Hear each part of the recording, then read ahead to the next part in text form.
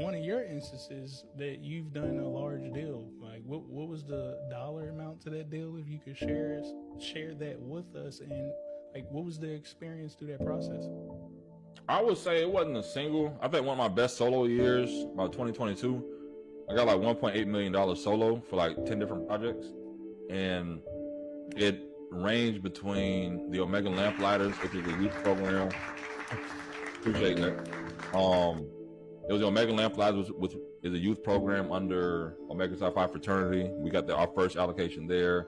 I had one allocation for a suicide prevention program, another one for a scholarship for low-income college students, another one for elderly for youth students to essentially teach old people to stop being scammed online so they can understand. Because during the pandemic, everybody was scamming the old folks, right? So they ended up being a different mix there. Also, some money for people that were coming out of prison so that they could transition back into life well, so at least the workforce development part was there. So to me, it was more. Welcome back to the channel. It's your boy, the Hip Hop Lobbyist. It has been a crazy but amazing day. I'm quite sure you heard about Chauncey Billups and Terry, everybody who's been gambling money. Damon Jones even caught in the situation. It's been a wild, crazy day. I don't even know what to say about it, honestly, because who would expect NBA players to gamble and take a wild opportunity on anything? You know, you're making millions. All of a sudden, you're going to help your friends make millions as well, or at least get connected to an opportunity. And it's like, why? And it's dominating the headlines because it's tied into the mob. It's tied into so many other things out here. And it just makes you think like, damn, is this really the driving force of what's out there? You have Trump, you have Stephen A. versus Jasmine Crockett. You have a lot of things, but then you also have even the braveness of those NBA players to step out on faith and say, you know what, I'm going to just take an opportunity and see what happens. You end up having people who have the braveness and the courtesy to say, you know what, braveness and courage to say, you know what, I'm going to take a step out on faith and do something new. In this case, it's running for office.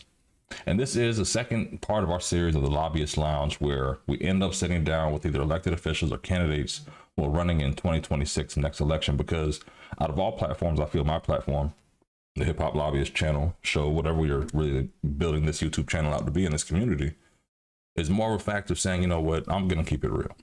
Just from my aspect of 15 years of experience in the process, seeing people on both sides of the aisle who come and gone in politics, and then people who rise up in the process and make a name or way for themselves. And I feel it's always good, as we say on bi, not sexual, but partisan, but at least having people who actually care about the issues in our communities. So regardless of race, regardless of party position, Democrat, whatever, you have something there. But there's something interesting. I was referred to this gentleman who's running for office in Georgia in a special election right around the corner, a couple of days, and he's running as an independent. Now, some people could say it's far-fetched. I really do feel it's far-fetched based on the two-party system. But recently in Florida, we had a legislative leader, Senator Jason Pizzo, who said, you know what, the Democratic narrative isn't working. The Republican talking points don't fit for me. There are a lot more independents in the world than there are people who actually are aligned with either party. And he gave up as a Democrat and is an independent now. And tonight, I'm bringing on Corenza Morris, a candidate for Senate District 35, who is also running as independent. So let me get him on the screen here. 1 second. Hold on, Corenza. Does it have, oh, no, that's not the one. 1 second. There we go. Corenza Morris, People Over Politics. Perfect. There we go. There we go. An independent candidate who is running for office in a special election in Georgia. First off, thank you for joining the show. Thank you for taking time out of your day, but tell me more about yourself. Yeah, well, thank you for having me.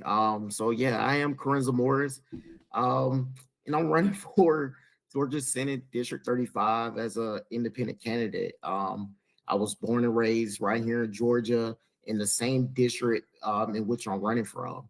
I'm a father of 4, have a lovely wife, a veteran, former police officer, and a business owner.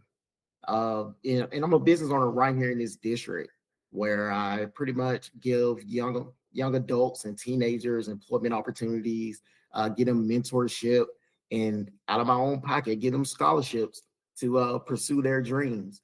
Um, yeah, like I say, I'm born and raised in Georgia, and I'm just ready to make a change in how we see politics played out under the Gold Dome.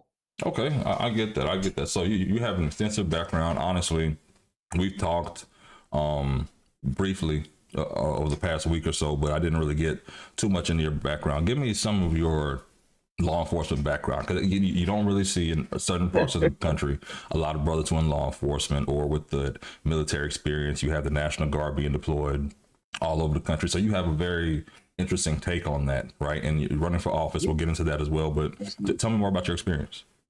So, and I love to talk about it because I feel my experience is how I see law enforcement throughout our nation, how it should be done. Okay. After college, I became a police officer on the same streets that I grew up in, the same department that I seen every day. As a young boy, I became a cop patrolling the same neighborhood that I lived in, the exact same streets. Okay. And I think that's how I see policing. That's how policing should be shaped. Now, everyone can't do that. No, it just can't be done. Every police officer can't live in the neighborhood in which they grew up in, but we should incentivize those that do. Because when you live and you're from the neighborhood that you policing, you tend to do things a little different. You tend to see people as people and not just another number, another citation that you have to write. All right. But I was out there. I quickly rose through the ranks, became investigator, plainclothes narcotics, SWAT team. Okay. I was very active. I make a lot of jokes. I didn't write a lot of tickets because I hate getting tickets when I was younger. So I didn't do tickets. I was going after violent criminals. That was my bread and butter. Like I say, I took pride in knowing that this is the community that raised me. So therefore, I'm going to do everything that I can to protect the people of that community from these knuckleheads out there. I get you. I think there's a major narrative out there, especially when it's criminalization, especially when it's young brothers out here in the community, where it's like, there's a stigma out there that maybe they have weed in the car smells like weed, they're scared, they don't know what it is.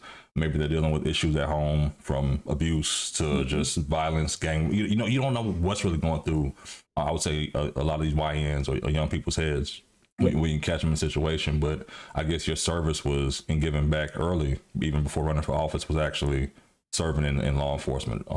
How do you think it played a role for how people not looked up to you, but the impact it made in your decision making on giving back to the community? And essentially, I don't know if you served in the Army first or the armed services first, but which one came first, and how did it make an impact?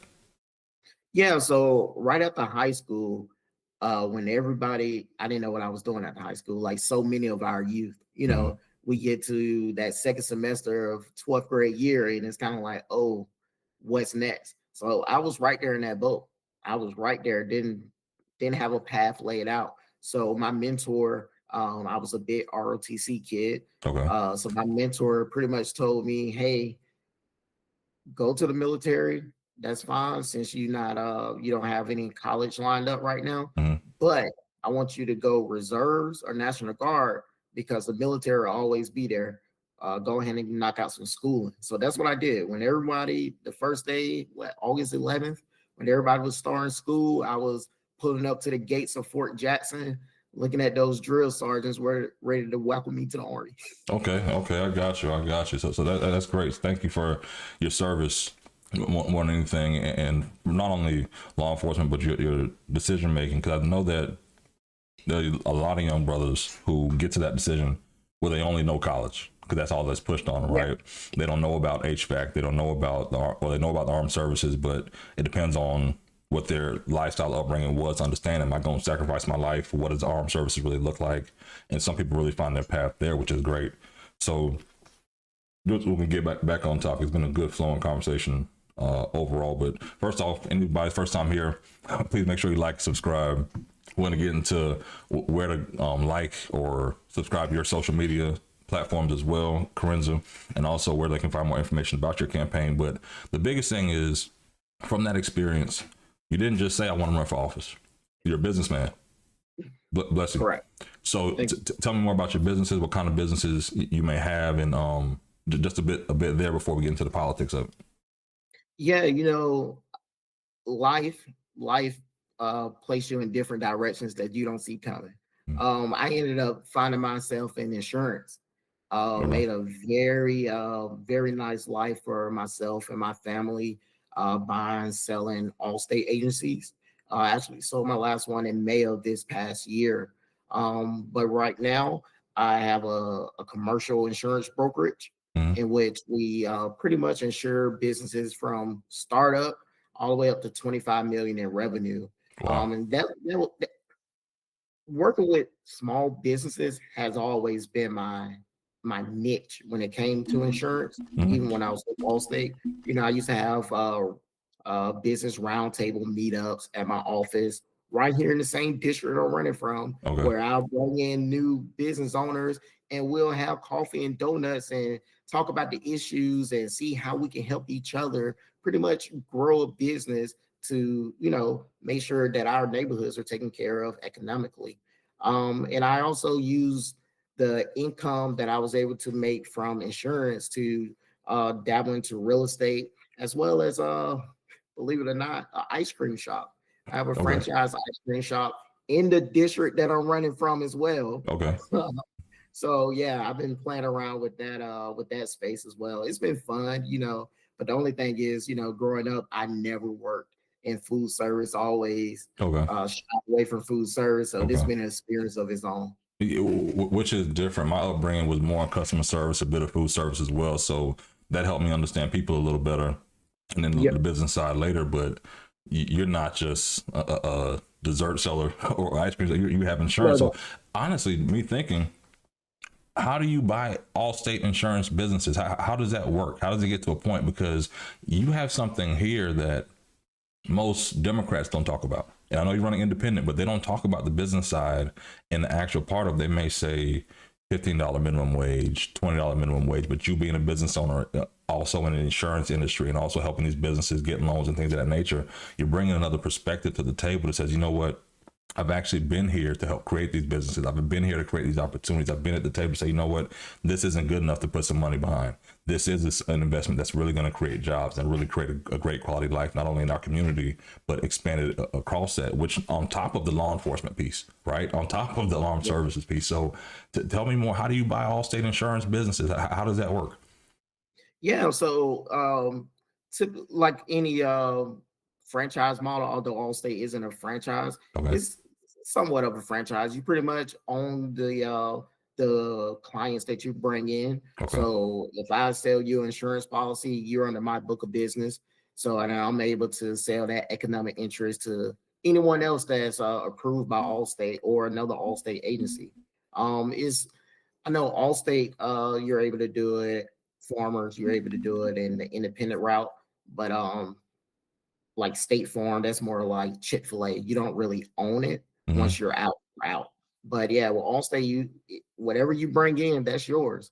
And, hey, that taught me firsthand how business works, because when you're dealing with your own income and you're sitting across a table with someone and that deal is going to make or break the livelihood of your family, you know how to compromise and make deals happen.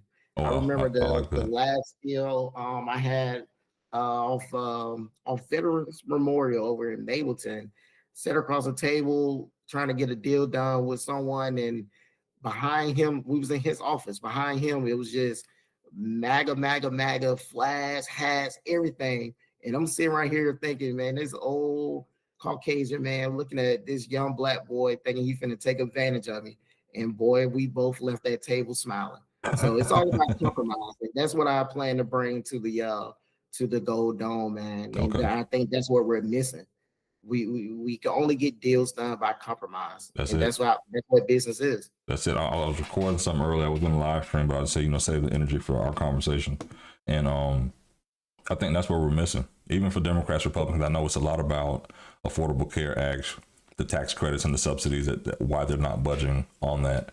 I was unfortunate enough to actually pick a Obamacare plan, and when I found out, I was upset because I was paying more for less. Right. And at the same time, I'm like, you know what? After subsidies, I think that's a crap plan. So I'm a Democrat, but I'm against it. Right. But at the same time, I don't think there's 7 or 8 Democrats out there who are willing to compromise, or 7 or 8 Republicans who are willing to compromise and say, oh, you know what? Let's actually meet some middle ground. And some people actually miss that collectively. Right. But at the same time, it's a fact of you had experience, not to take it too far. You have experience negotiating and closing a deal, putting some different things together. Right. But at the same time, you decided not to leave Georgia. You decided not to leave this community. You decided to start your family here and say, you know what? I'm not going to take the insurance business and go to the big banking community in Charlotte. I'm not going to go out to Houston or Texas like other people may have done, or even go down to Florida, because, you know, everybody loves to be in the great free state of Florida. But it's the fact of I'm going to stay right here and raise my family here. What made you make that decision? It's very simple for me. I love Georgia. I love Metro Atlanta.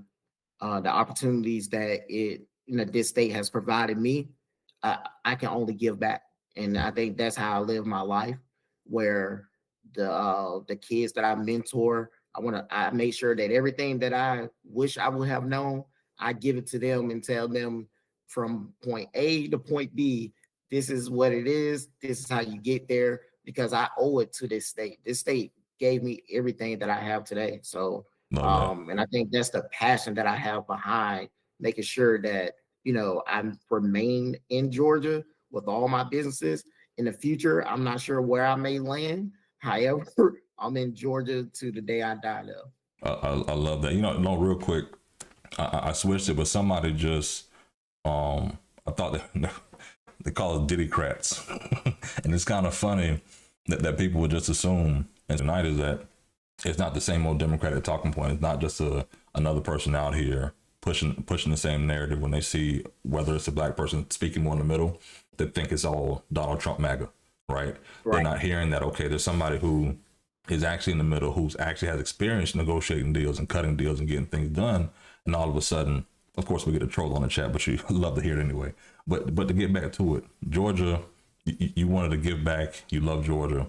You weren't going anywhere else. And it's great to see, great to hear. But then it gets to a point of, you're in a purple state. You're in a state where you have to be a Democrat or a Republican to win, right? So why not run as a Democrat? I'll ask you that first. Let me get that one out the way, then we'll get to the Republican. Why not run as a Democrat to run for office? And it's funny you say that, because as I'm on this campaign trail, I've been getting mixed reactions. I've been getting a lot of, hey, I'm happy that you're running as independent. We need more like you. This is what we need. This is why I'm going to vote for you. And then you get the other side, that exactly what you said. Hey, I thought you was a Democrat. Why are you not running as a Democrat? And, of course, because I'm Black and, I grew up I'm running in a Democratic district, but the overall thing is, I feel as if the laws, the legislation, the issues that this state faces, they aren't partisan issues. They're everyday people issues.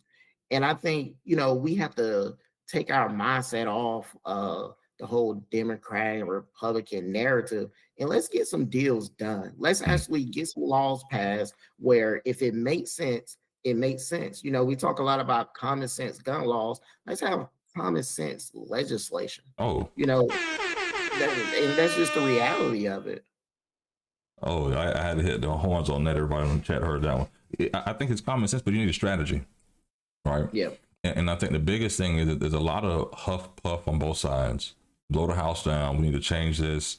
Knock down the east wing of the White House, right? And we need to start over. But it's like, okay, there's some compromise in here somewhere. There are people in the middle, like, you know what?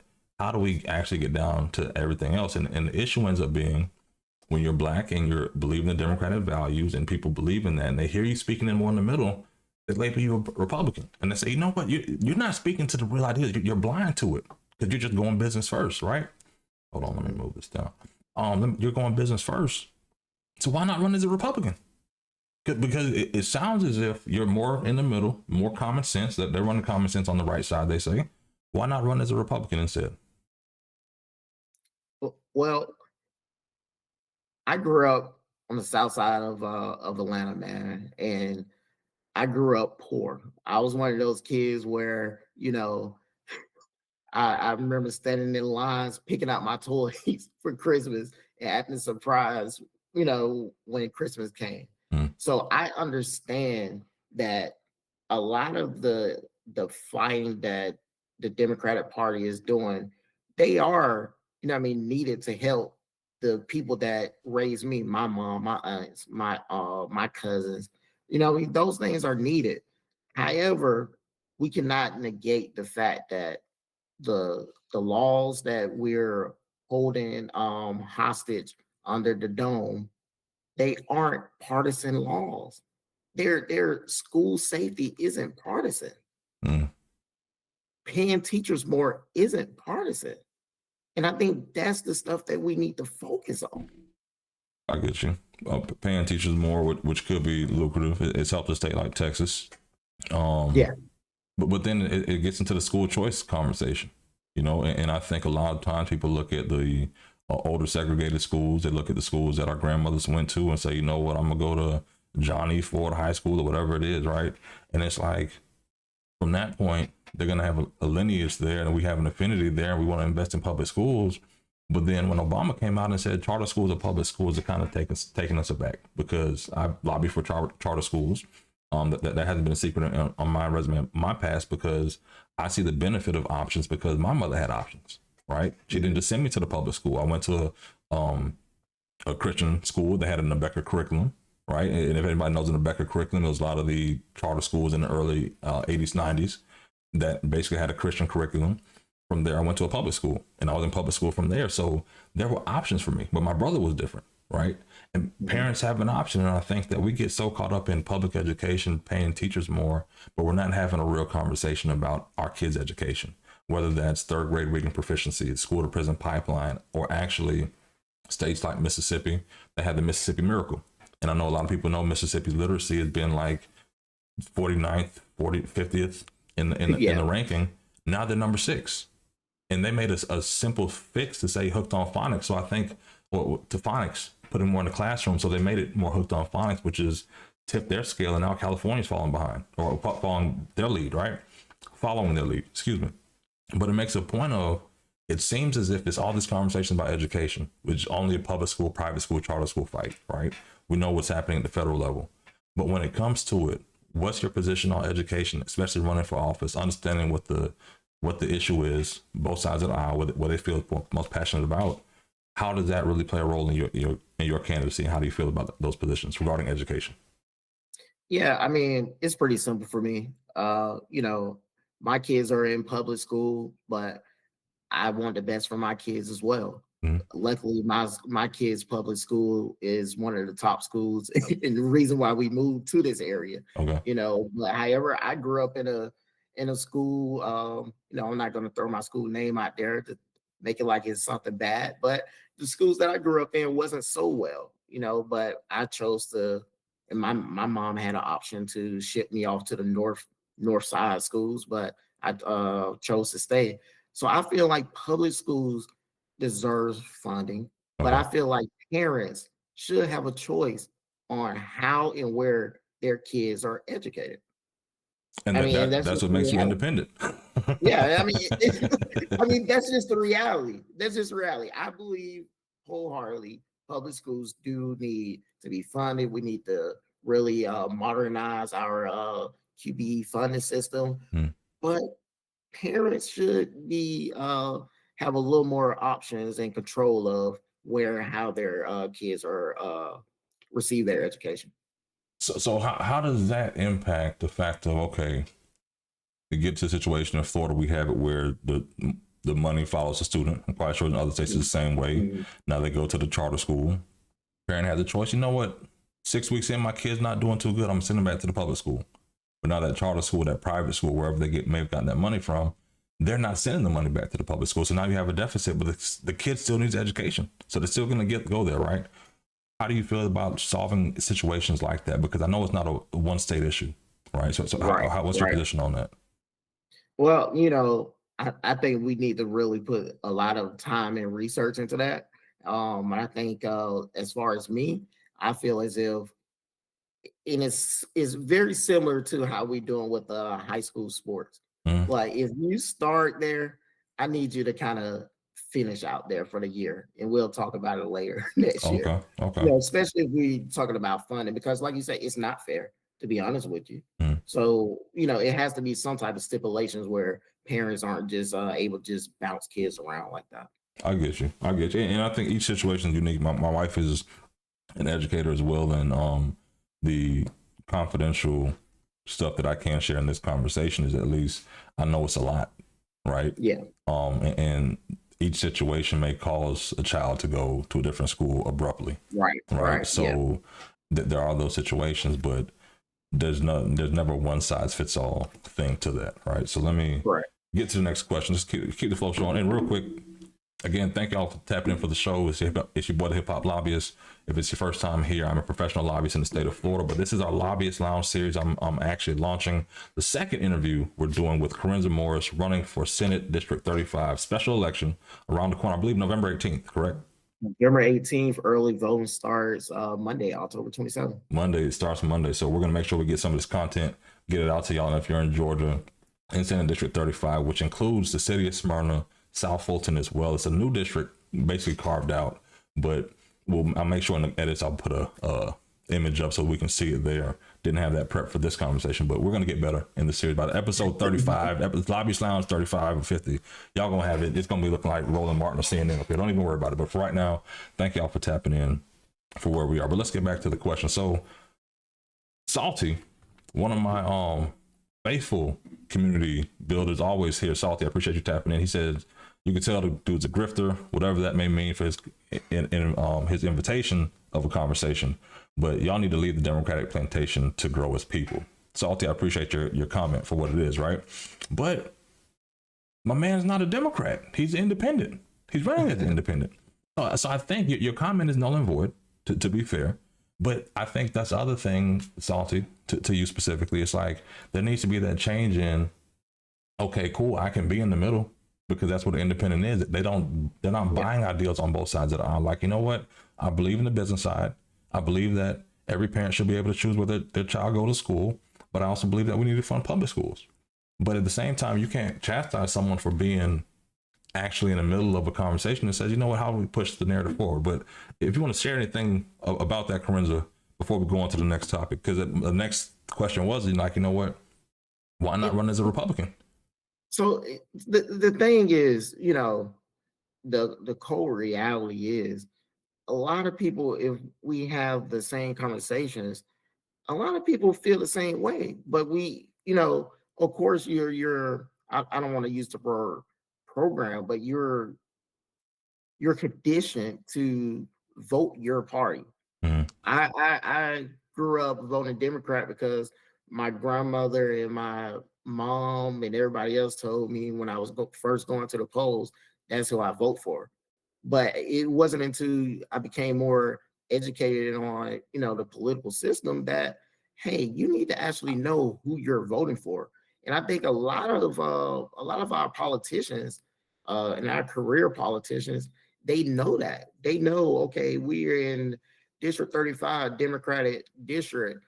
It doesn't matter what I say.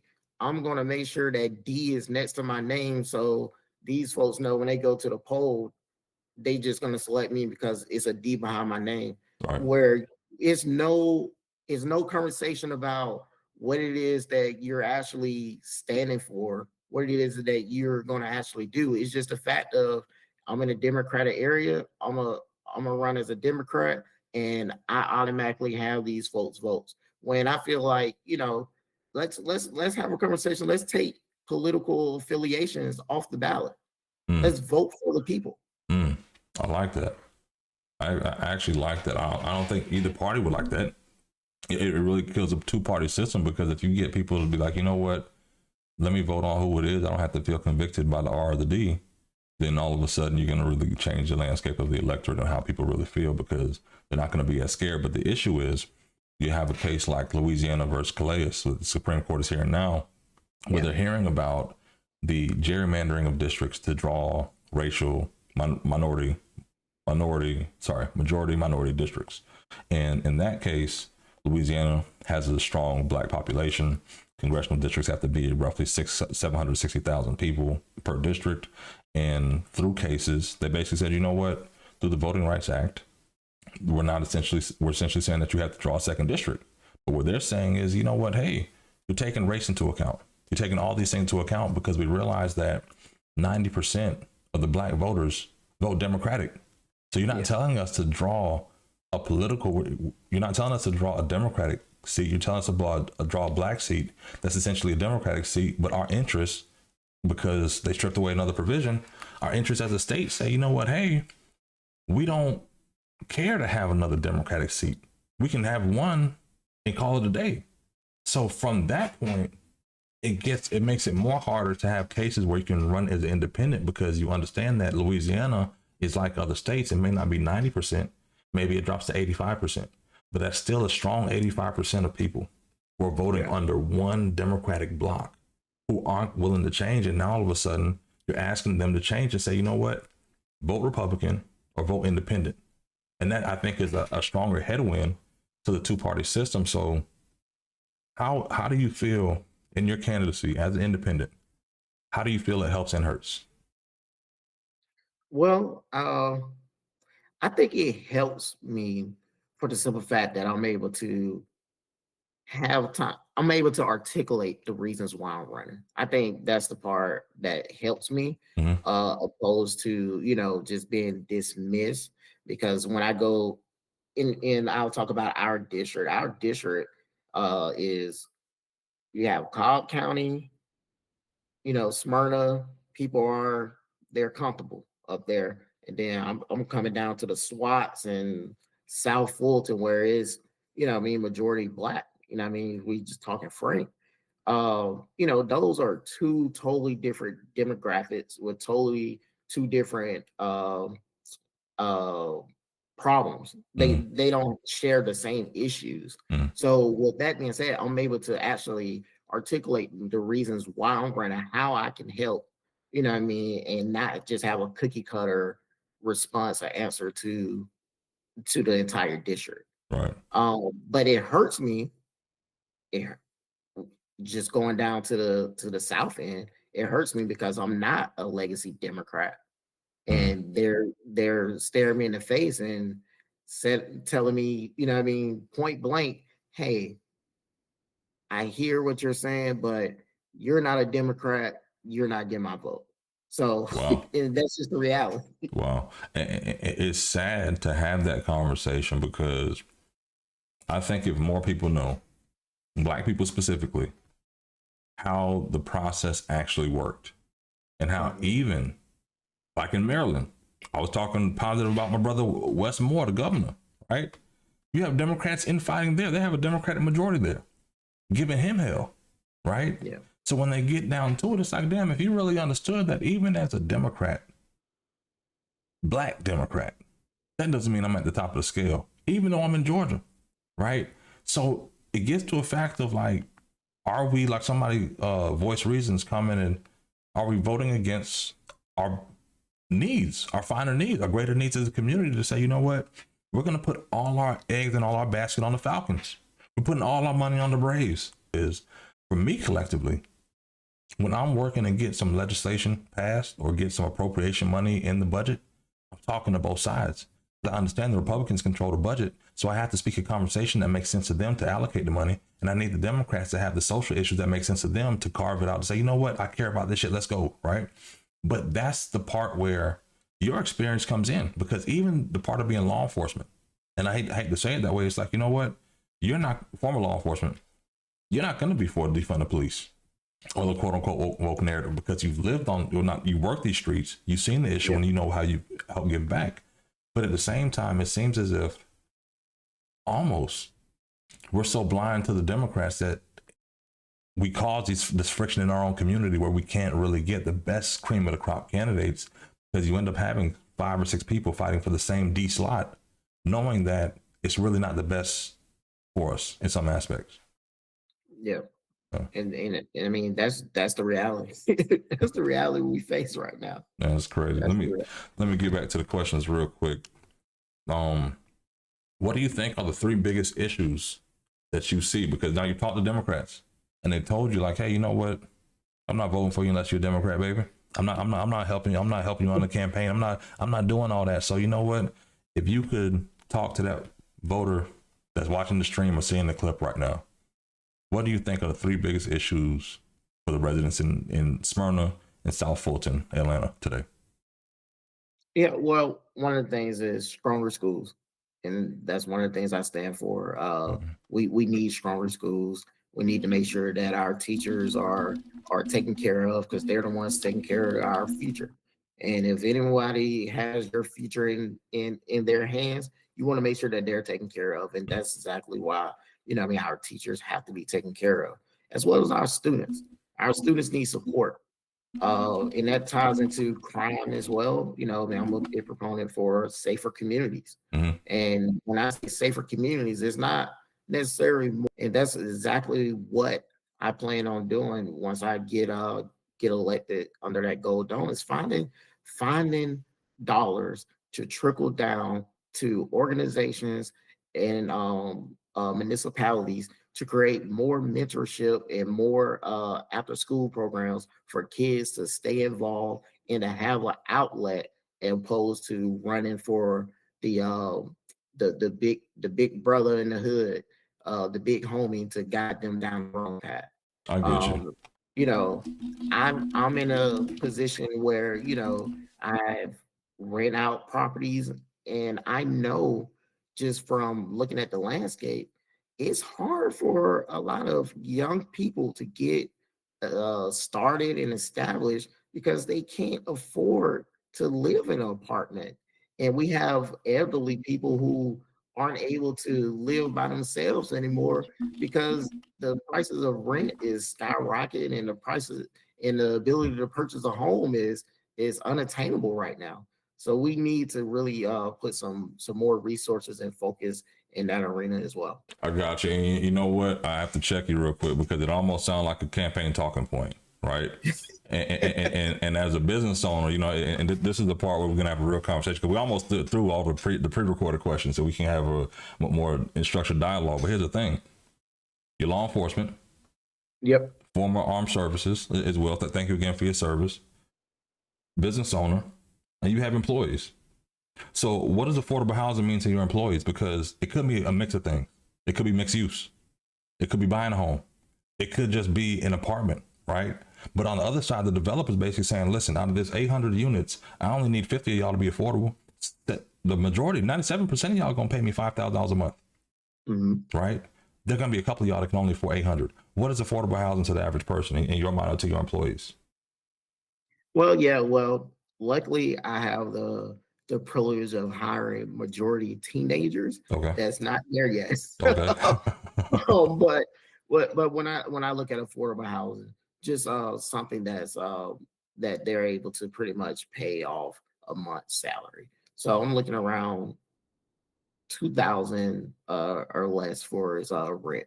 If we can get around 2,000 or less, I think we'll be okay.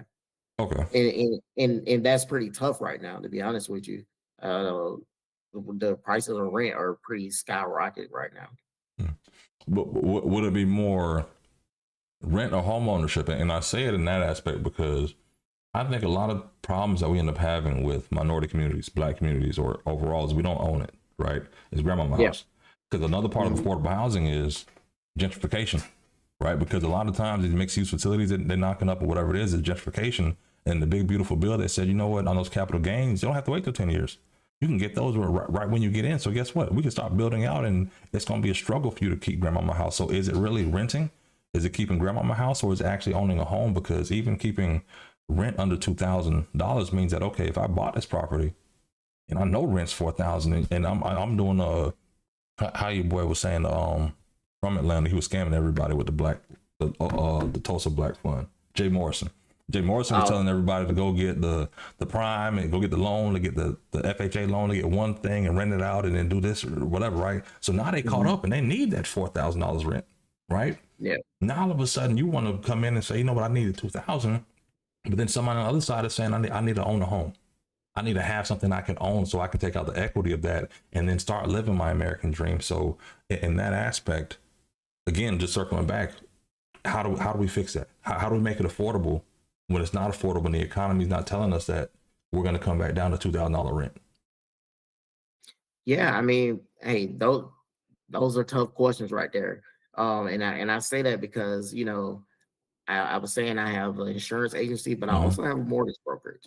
Okay. I have a mortgage brokerage as well that and I see a lot of people that's looking for that first home. And you're right, it's unattainable right now. People are priced out right now. And you know, it's a lot of resources out there for people. But in order to do that, now we gotta slide that down to the part about getting people mentorship and guidance and getting education, trade schools. We have to get them out of, you know what I mean, that teenage job that they started with, and now let's start to develop them. So now let's talk about developing the workforce to be able to get that salary up to a point to where you are now able to afford a home in today's economy. I get you. And I think the other part of it is, respectfully, in some aspects, these kids look at it different, right? They could go be their own Steve Urkel, they can go stream. Like I'm doing now, we have, let me check the numbers, I haven't really watched the chat. We have 200 something people here. Just dropped to 130. Okay, 130 people here. So all put together, we have people who can sit here and say, you know what, I can go create my own. I don't have to go work at the ice cream shop. I don't have to go sell insurance. I don't have to do any of this. I can sit here and find my tribe somewhere in the world, right? And from there, they can create their own lifestyle. Because honestly, when I've seen some of these YouTube rappers dropping a music video, but they're making $80,000 on that one YouTube video, why would I go apply for a job if I can just let me start getting a lab and find me an audience somewhere, right? Oh, I don't know. My thumbs up. I guess I do it and it's popping up on the screen somewhere. But either way, I think that we're at a times, like we're in a vortex kind of where maybe they don't want the same things that the previous generations have wanted at the same time, but they do want to live. They do want some affordable house. They don't want to pay $4,000 for a studio apartment, right? And I think that ends up being a conversation, but I don't think either party has been able to have a fix, because when you get into the house, you still got property insurance. And then I don't know if it's been a crisis up there, but it's been a crisis down here, and say, hey, this is an issue. So now all of a sudden you're prepared for home ownership, but now your insurance has gone up, and some people may not realize that $2,000 rent isn't sustainable because the insurance is on that duplex so high that they gotta hit you for the extra $500 a month just to, so they can make everything meet. So it's a business, but I don't think anybody from experience is having that conversation. No, you're absolutely right. And those conversations need to be had, to be honest with you. When we had the tort reform come through this past year, you know, one of the, because I was in insurance and I was receiving the lobbying emails. Hey, we need you guys at the dome. One of the big promises that these insurance carriers made was that, hey, if we get this through, we're going to stabilize these insurance rates, and you know, so we need to make sure that happens as well. We need some watchdogs down there making sure that part goes through as well. Right. And your experience there. So I would say from your experience with insurance, because that's another thing. The congressman I worked with, when he was in Congress, he said that the biggest thing is, for Democrats at least, and even Republicans, you don't have a lot of people who cut checks, right? Who cut checks and people's livelihoods in some aspect. It could only be a cell phone bill. It could be the rent check, right? It's coming from that paycheck from their work. But collectively, there are not a lot of people who've actually done that. They serve and they talk and they pass the policy to do it. But you understand, and you've actually been, like you said, called upon. But you're not, again, law enforcement, armed services, insurance, ice cream. Why shouldn't people vote for you, man? The experience seems like it's there. Yeah, and you know, that's a good question. They should definitely vote for me, and I'm looking to get that message out to to each person through District 35 on why they should vote for me. And yeah, I understand it's going to be a challenge. It's going to be a challenge to break the norm of in the routine of voting for what you're used to voting for. But I strongly believe that once the message comes out that Corenza Morris is putting people over politics and we're going for safer school, stronger schools, safer communities, and thriving small businesses. And that, I'm not just looking to throw a D behind my name. I'm looking for you to actually look for my name on that ballot and understand that you have an ally that's going to the dome to fight for the issues that directly relates to you. Once I get that message out, I think things are going to change out here in District 35. I got you. One thing I got to get to before I get to one of my last questions is you didn't mention anything about seniors. And seniors out there, whether they're struggling with the federal government shutdown from the Medicaid or Medicare cuts right now, a lot of seniors in Georgia. You also have a lot of veterans who are retired in Georgia as well. Every time I go there, I'm bumping into a retired vet who has to decide whether they're moving down to Jacksonville, the retirement armed services capital here, or they're going to stay in Georgia. And they all want to move down here. They're like, I love Jacksonville, love the river, right? But what is your plan for seniors and veterans? Yeah, I mean, I'm happy you say that because, I was that kid that when before my grandma passed, I used to ride my bike 5 miles up hills, down hills, and up another hill to her house just to hang out with her and take care of her, cut her grass and stuff like that. I was a big grandmother's boy, and senior citizens they need people to fight for them.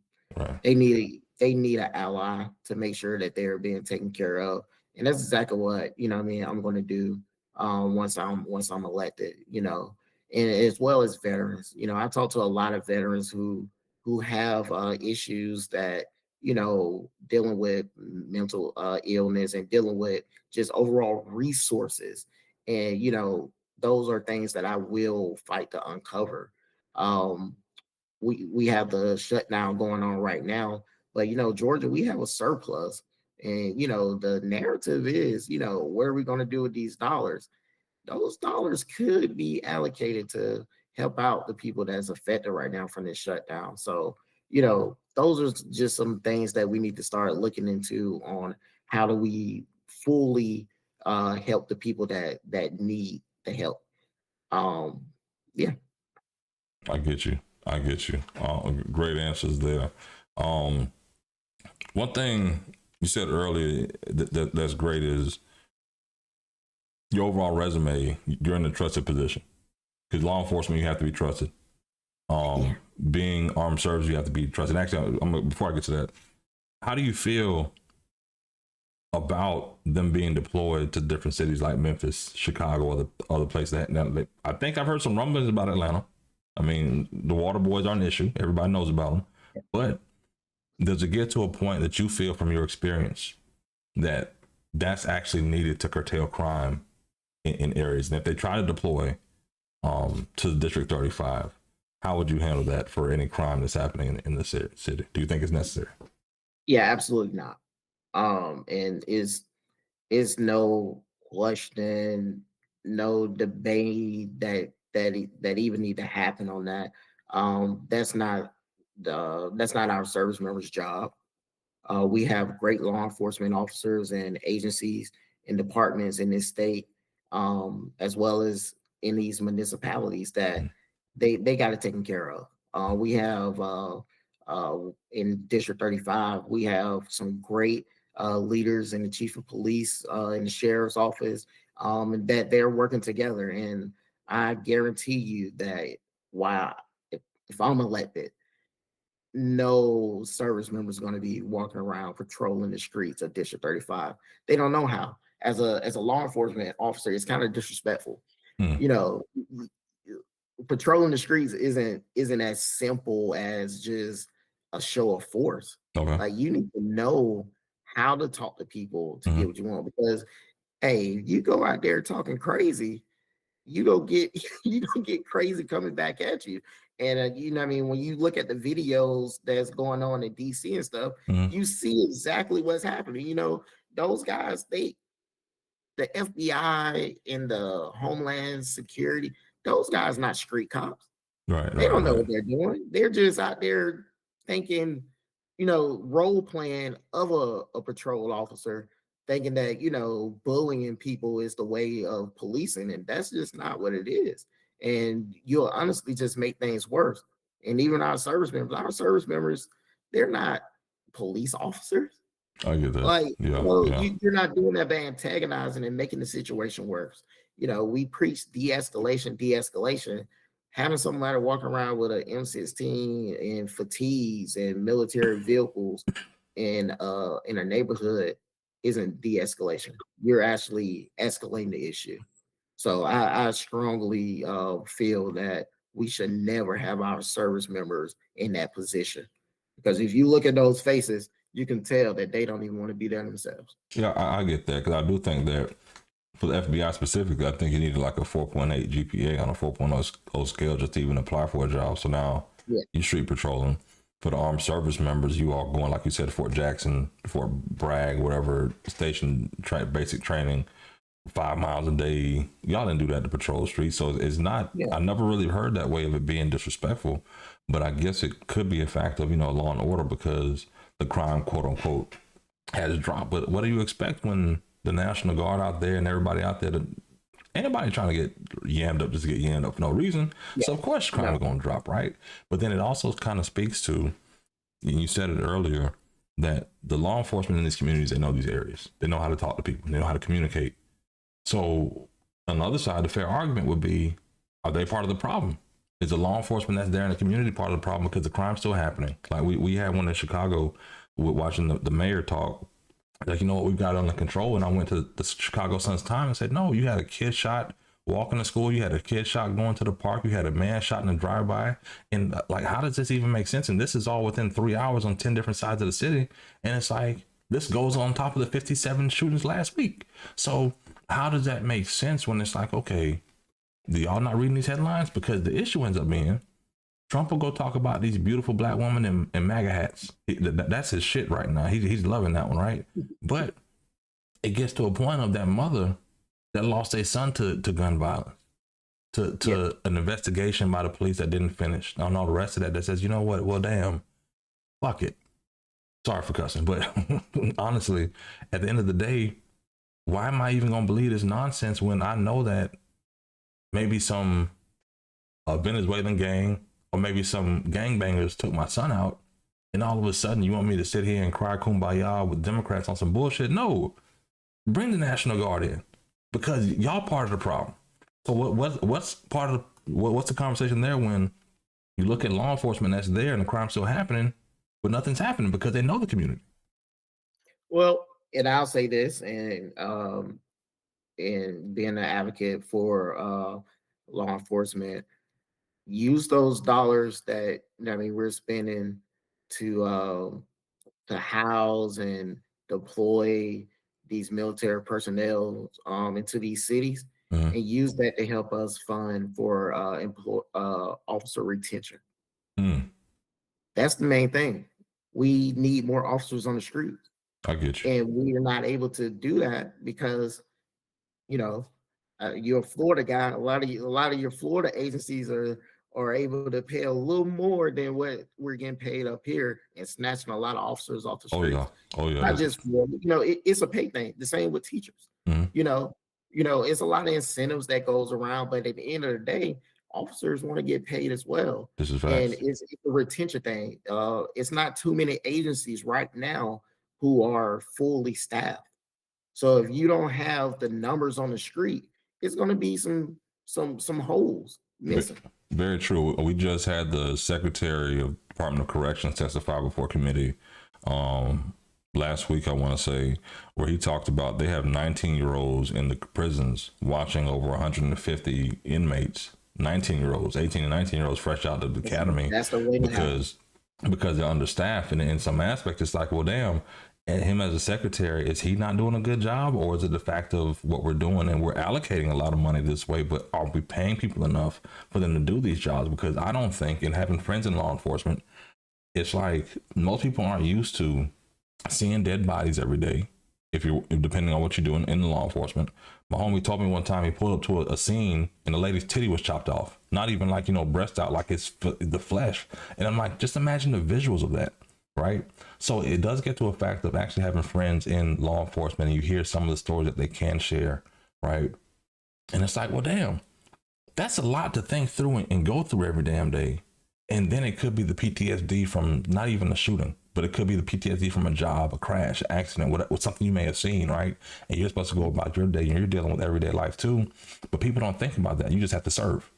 People got to trust you to serve, so trust you to show up on call, but they don't actually think about, okay, yes, back the blue, but back in the blue means, hey, we got to pay these people. So when we, like in the situation, I know it's going to get pushed. Hey, let's end property taxes. Like they're trying to do this. How is it going to hurt law enforcement? Because that would technically be defunding the police, but let's not get woke, right? But however, in some aspect, it's like, okay, how do we bring more attention to the fact of, one, we need better policing in our communities. Cool. We need people that look like us, that represent us, and also can de-escalate shit, because people don't account for the cost to keep people in prison. Motherfuckers, this ain't free, right? So all that put together, how do we get to a system that's better? So I think your experience really tags into it. And we do have some questions from the chat I'm gonna get to. But just wanted to dovetail that before we get to one of my last questions, get to the chat, and we can wrap it up from there. But yeah, we can keep going. Like the money needed, what's actually needed for law enforcement, you know? Yeah, I mean, yeah, we need more officers to be trained, more officers to be retained. We need more officers in the community, incentives. And when I say incentives, I mean housing incentives. Is programs out from different cities where they actually help you purchase your home as long as it's in the city. When I was policing in the city of College Park, I was getting incentives for free utilities for staying in the city. It's like, you know, everything, and I totally understand. You know, sometimes you just can't increase salary. Sometimes you just can't, but you can't incentivize. Incentives keep people happy. You ain't lying. Happy, they work harder. You ain't lying. Listen. I hope I ain't saying too much on the string, right? My dog he's a sheriff in Leon County, city of Tallahassee. Apartment he was staying at, he probably only may have to pay utilities, right? Mm-hmm. We right across from dope. We could hit a stadium, motherfuckers practice everything, right? College students walking by, I ain't eyeballing those, but it's a fact of like, damn, we right in the experience, right? And it's a fact of like, damn, if I knew this, maybe I could go serve the streets and keep these young niggas off, keep these white niggas off the streets, right? But it's a fact of saying, you know what? People don't realize what goes into the job, right? People don't realize what goes into the profession and what they actually see between you see an accident happen. Yes, you're driving by because it's holding up traffic 15, 20 minutes. Oh, damn, they don't know how to drive. There's an accident. Pray for them. You don't understand that somebody went there to calculate how fast that car was driving, how it flipped over, everything that kind of goes into the fact of what gets broken down in a court case or for insurance companies, for people to understand, okay, you were texting. How do you know I was texting? Because even in the case in Louisiana with the young man who committed suicide after they said he killed the people in the drive, it's like, the football player. Right. Yeah. When they go down and the lawyer's going through, it's like, yeah, you're going this speed and this rate. They don't understand that the police officer is trained to understand by these skid marks. Okay, let's measure these skid marks, how fast you're going, what the speed you may have been going, and understanding the weather conditions. And when you think about it, some people may be on stream like, Nick, damn, I didn't know all that. Yes, because it's going to go into your insurance claim, which you know you have experience about, right? But at the end of the day, it's like people don't realize what goes into that field, right? But you have to be trusted. Now you want to be a politician. You want to be an elected official. This is one of my last questions. I think it's a good transition there, right? People don't trust politicians. But now we live in a society where they lead with fear. You got to protect me from Trump. You got to protect me from the liberal Democrats. You got to protect what make America great again. We have to stop the fascists, the anti-fascists, the entire movement. It's fear. Nothing that really goes by the fact that when I was in college working at a hotel and the election results came in, and you realize that, damn, Obama been preaching hope and change when people were killing their whole families because the economy went under. They were losing their jobs and taking off their entire whole family, not even onto vacation. No, it's me and everybody because I'm depressed, suicidal. And you saw tens of thousands of people losing jobs on top of hundreds of people killing their families and basically losing everything, their entire savings. It was so much fear happening in the world. We had hope to vote for, right? But now we're in a situation where there's fear and nobody wants to preach hope. Nobody wants to give you anything to vote for, but you're independent, not running either way. So how will you be different? How will people be able to not only look at your trusted service as a police officer, an armed service person, insurance person, a person who's brought businesses together to give loans over $25 million, you said, and also for a fact of serving ice cream. People love dessert, right? Keep them happy. Right. You have children who drive by your ice cream shop and their parents get mad like, damn it, I got to turn around and go there today because I promised them something. And guess what? People, you're giving, delivering happiness. So how do people continue to have that service mentality of trusting you in this position? What makes you the best candidate? Yeah, I mean, and I'm glad you said that because that's exactly what's been happening is fear, fear, fear, fear, fear. But what are we going to do about it? And that's what why I'm running. I'm running because we need someone like myself who cares about the issues at hand. And I'm going in there to pretty much work on compromise. Let's get the deals done and let's get these laws passed. And I don't want to be preaching that, Trump is going to end the world. I just want to make sure that when you send your child to school in Fulton County or Cobb County or APS school, that you're not worried about if they're making it home tonight. I'm worried. I'm only concerned about making sure that when you open your small business, that you're not worried that you're not able to get funding because you don't know the resources that Georgia offers in order to help you keep your doors open a year later. That's why I'm running. I'm running because I care about the people. And that's why I'm putting people over politics. And I'm not sitting here going to tell you that Trump is going to come to your door and snatch you out of bed and arrest you and thinking that you're a Haitian immigrant. Like, I'm only caring about what it is that makes you feel comfortable and safe as a Georgia citizen. And that's why I'm going to the Dome. Love it. Quick question. Great friend of mine, Dr. Julian Surrett. How are you funding your campaign? Well, I'm glad you asked that. I've been self-funding this campaign for the whole ride. I've had some small donations, nothing more than $103. The $3 for the surcharge. They didn't want me to eat that charge, but yeah, I've been funding this campaign by myself, me and my wife, because I believe in what I'm doing. I believe that the message that I'm putting out there, people feel the same way that I do. So I'm putting my money where my mouth is, and people can still donate if they see fit. If they feel the way I feel, donate to the campaign. Help me get the message out even more. I love that. Before I get to the next question, I think the bigger problem is a lot of times, and this is Democrats.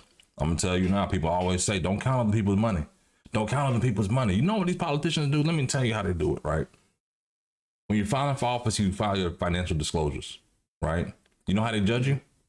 By your money. They judge you. Republicans and Democrats judge the candidates by their individual wealth. But the problem is, a lot of people like to run for office broke. They ain't got no money fresh out of college. I have a dollar in the dream. I've been SGA president since high school. Did it in college. And guess what? I'm about to be your next city councilman. Maybe your next mayor, right? And they don't have no experience. They ain't got no money, right? But then on the other side, you look at somebody who's worth $58 million. Not to say they won't do nothing like Chauncey Billups or Damon Jones, right? But it's the fact that when it comes to the policy, it's something in it for them. I own 30,000 shares of Meta. I own 10,000 shares of Apple and Amazon. I don't need this $45,000 a year to $28,000 to serve, right? I'm doing it because I actually have a genuine service.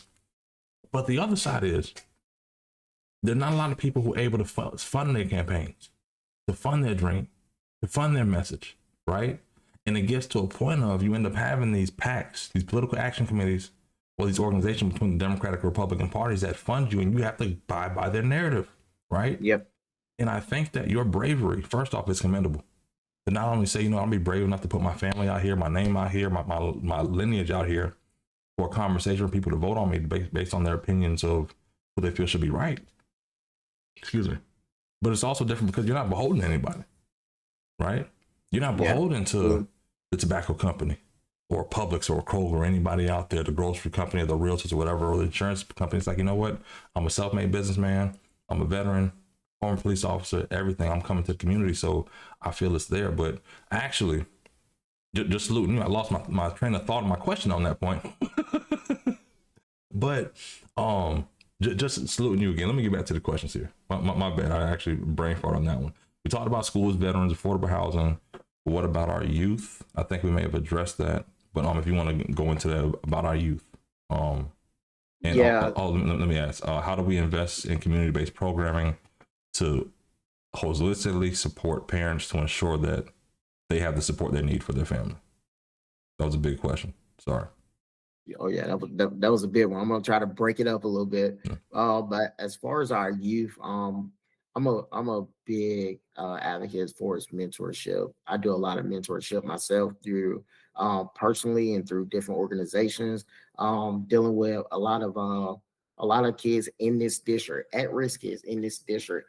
In the slogan, you have to see what you want to be.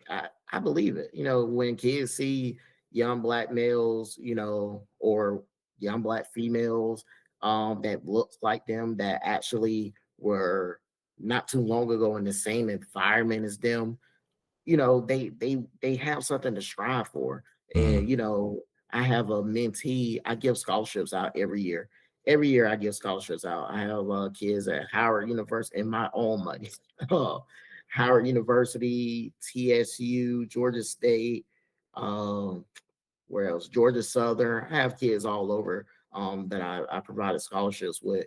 And it's not just funding their education, it's more about mentoring them throughout as well, to see it through, where I'm having conversations with them. Hey, okay, so this is what you say you want to be. Let's get on the phone and find someone in that field that's able to guide you. And that's what we need from middle school all the way through. And that's what I plan to do, find the funds available in our state capital to trickle down to the municipalities and organizations that's working to do those exact measures. And I actually had a conversation not too long ago that when I was growing up, if you was on free or reduced lunch and stuff like that, you can go to the rec league and you didn't have to pay to be involved in after school programs. You could play football, you could play basketball. And I'm talking to parents now, and it's like, and me as a parent myself, I know those issues where you're paying $300 and $400 for this activity, $200 for that activity. Right. At what point do the kids have an opportunity to be involved in extracurricular when the parent just don't have the disposable income? We need to get back to that. And that starts at the state level. That's funding available that goes back to the municipalities to get this stuff done. You're right. And I think that that's needed. It's just a fact of sometimes, just to be fair in the conversation, should government fix those issues, right? Sometimes it's nonprofit, sometimes it's different organizations that can step in and do this and say, you know what, we don't need a government handout. We just need a partnership to expand, right? And I think like something you said, even for the mentorship piece, because people always ask when I stream, like, what do I lobby for? And my biggest thing is I lobby for exactly kind of what you said, for kids and for parents that don't have, right? So one of my organizations, Quick Pub, the Omega Lamplighters, a youth organization of the Omega Psi Phi fraternity, statewide and national organization, international organization, youth program. But the biggest thing is maybe $250 for a parent to put their child in the program, right? They've been doing it roughly 10, 15 years, 10 years at least. And it's a fact of, when I look at their program, it's going to keep going. So when I'm going to pitch or lobby that program at the state, I'm going to say, listen, if these kids get caught in the system, right, any of these kids, inside or out, it's going to cost the state of Florida $1,000 for substance abuse, mental health, to keep these kids out of what they're in, crime, whatever, right? Mm-hmm. But our mentorship program can do it at $250 per child, which saves the taxpayer, what, $750? Yeah. And we're doing this regardless of you all partnering with us. And we have money to back it up. So we're only asking for a portion to bring in 1,000 more kids so we can help those mothers who cannot afford, in Miami, in Orlando, in Jacksonville, in Pensacola, in Tallahassee, in Tampa, an opportunity to put their child in a program that'll keep them out of the streets, because we know the impact, right? And a lot of the times it's the ignorance of the system. Strategically, how do you have those conversations? Because in that same breath, we're not asking government to create the program. Yeah. We already have the program. What we're asking for is a partnership, and a partnership is better than a handout. And I think that the greater part of it is when you're presenting that overall to an elected official or things of that nature, it's a solution-based thing that people can support, right? But not to make it about me. So sorry for that. No, I mean that's exactly my sentiments as well. You know, in the long run, it's cheaper to to partner with what we already have going on, because we have organizations already out there. Like I said, I'm a part of many organizations. Right. Merging 100, right, another great one. Black Men of Atlanta. You know, it's organizations out there doing the work. Yeah, we just need a little assistance to help out everyone. Well, here's the thing. We can go real, because I think that collectively, I'm trying to switch over to have a smooth transition. Please visit votecorenza.com. I'm going to put it in the chat.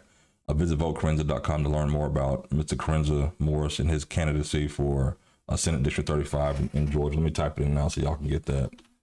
1 second. I was trying to do a screen share to put it up next to you, but I didn't want to have it basically fall off for what it is. And you know how people get on stream. So I pinned the message there for anybody to visit the website.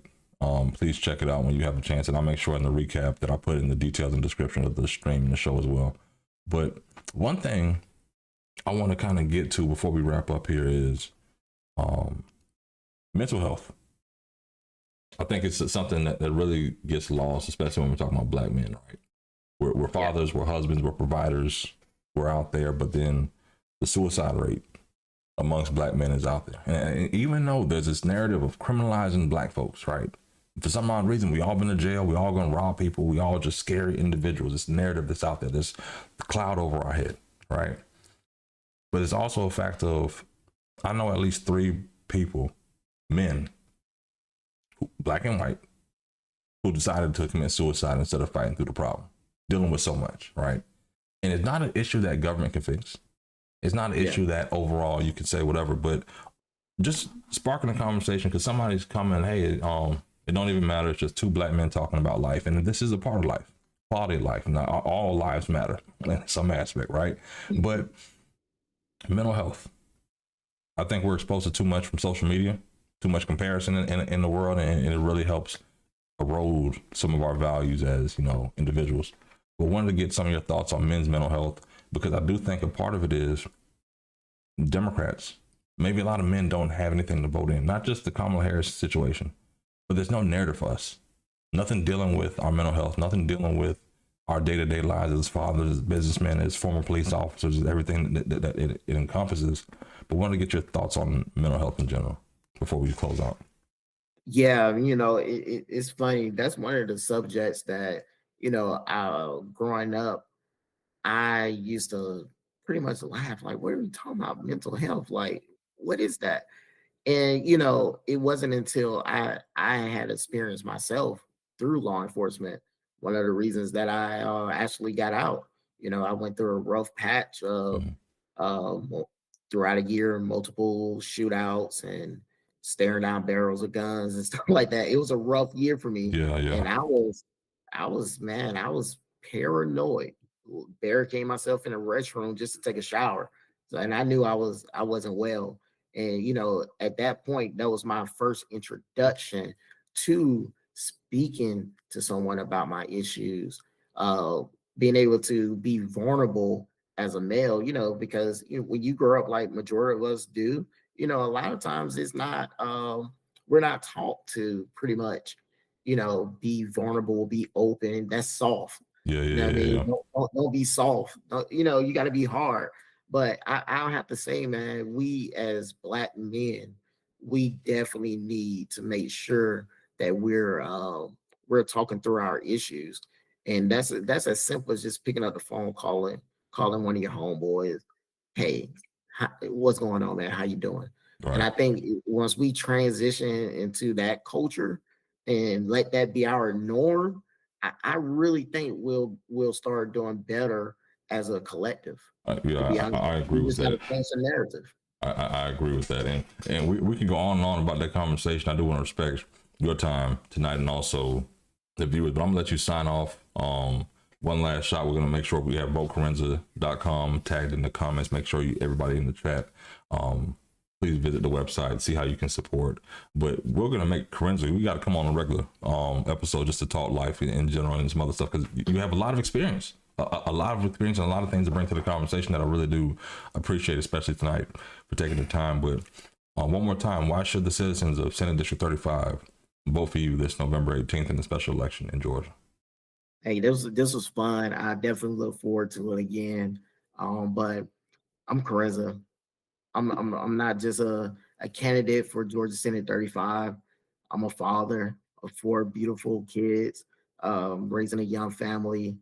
I'm a veteran, a former police officer, and a small business owner that cares about our kids. I care about mentorship. I care about providing resources to teenagers that's looking to make a better route for themselves. And I'm just looking for your vote to understand that it's more than the party behind a candidate name. It's about that person. It's about what is it that they can do for you, and what is it that they see in a better environment for our District 35. And what I see is I see stronger schools, I see safer communities, and I see thriving small businesses. And today I laid out my experience. We talked a little bit about my background, and I feel like I am the fit to get things done this next legislative session. I'm the only independent on the ballot this year, and that only means that I'm bringing my background and skills as a business owner and a deal maker to get deals done that's in a betterment for our community. So if you're in District 35, I'm asking for your vote. If you're not, I'm asking for your support. Visit my website, votecorenza.com, and follow me on socials at Corenza. It's All been a right. pleasure. Hey, thank you, Corenza, for stopping in. Really do appreciate the time overall and just patience more than anything, just to have this conversation. Tonight, we've had over 24,000 people tap in on the stream. I think about 75 of y'all here right now. I want to thank each and every one of y'all for taking time out of the stream. More than anything, all I ask is when you lay your head on that pillow at night, I gave you everything I had. I really appreciate every single one of y'all tapping in for the stream. Please make sure you like and subscribe. Hold on. I didn't check how many subscribers we may have had. I think we're close to 7,500. Did we pass the 7,500 mark? Hold on. I got to check the app. Yes, 7514. I appreciate y'all, every single one who tapped in all over the world. I don't know where you tapped in from today. I didn't ask because it was about Corenza in the Lobbyist Lounge, our second episode. It's going to get better over time. But thank you, Corenza. I'm going to wish you the best of luck on this. And we'll maybe do a follow-up after the election, but I'm quite sure we'll be talking between now and then. But again, thank you. I want to thank each and every one of y'all for tapping in and watching the stream tonight. Y'all have a great night. I'm out. Hold on. Let me cut the technicals off.